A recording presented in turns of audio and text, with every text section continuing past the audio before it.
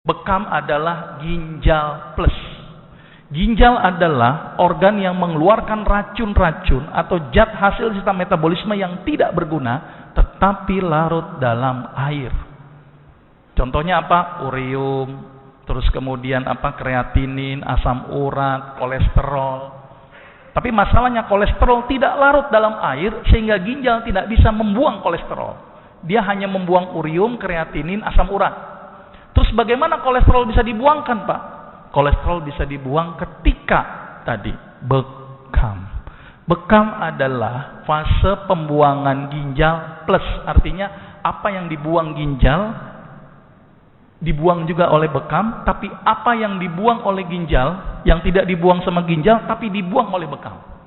Bahasa medisnya adalah ginjal membuang hidrofilik, arti yang larut dalam air, sedangkan bekam membuang hidrofilik plus hidrofobik. Apa itu? Yang larut dalam air dan larut dalam lemak. Maka itu kenapa bekam bisa ngobatin kolesterol. Bekam bisa mengobatin kelebihan urium dan kreatinin. Bekam bisa mengobatin asam urat. Bekam bisa menurunkan tensi. Kenapa? Saya akan terangkan nanti di sini. Berarti kesimpulannya adalah bekam membuang zat-zat yang tidak berguna seperti ginjal membuang zat-zat yang tidak berguna, namun bekam bergunanya plus.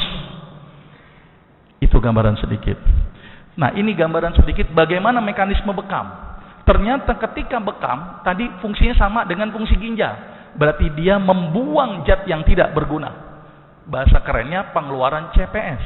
Tetapi ketika ada sentikan cetik, timbul rangsang nyeri.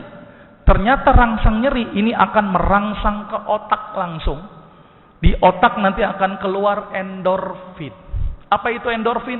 Zat yang bikin kita bahagia, kita tenang, tensi tidak terlalu tinggi. Itu keluarlah endorfin. Maka itu bekam ternyata bikin kita bahagia seharusnya. Ditambah lagi ketika dikop, maka semua cairan akan terkumpul di bawah kulit sehingga sensitivitas saraf menjadi tidak sensitif. Maka itu kenapa bekam ketika disuntik itu tidak akan ada timbul nyeri. Karena sudah terakumulasi cairan interstisial dalam jumlah yang banyak. Ditambah lagi suntikannya itu merangsang otak, keluar yang namanya beta endorfin. Berarti bekam bahasa kerennya adalah bikin bahagia. Ingin bahagia, bekam. Tapi menjadi tidak bahagia kalau bekamnya lagi mikirin utang. Nah, itu lagi nggak bahagia itu. Maka itu bekam seharusnya bikin orang itu menjadi rileks. Karena keluarnya beta endorfin.